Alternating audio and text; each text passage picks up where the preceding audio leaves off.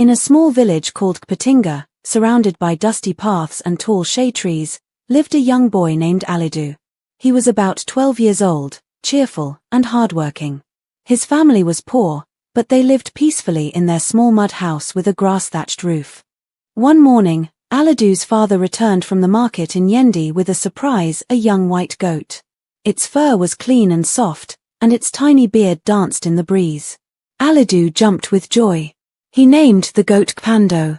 From that day, the two became inseparable.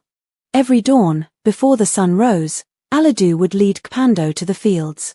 He carried a small stick and a bowl of water, talking to his goat as if it were his best friend.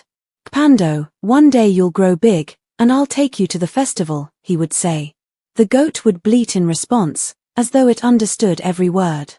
Months passed, and Kpando grew strong and healthy. It followed Alidu everywhere, to the stream, to the farm, even to school.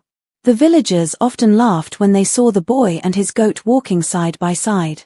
"Ah, Alidu and his shadow," they teased. But Alidu didn't mind. He loved Kpando deeply. One dry season, disaster struck. A fierce bushfire spread from the northern fields, racing toward the village.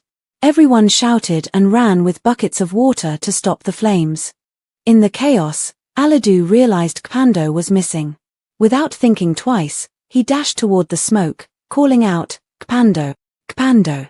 Through the thick smoke and crackling fire, he heard a faint bleat. Alidu pushed forward, his eyes stinging, until he saw Kpando trapped behind a burning log.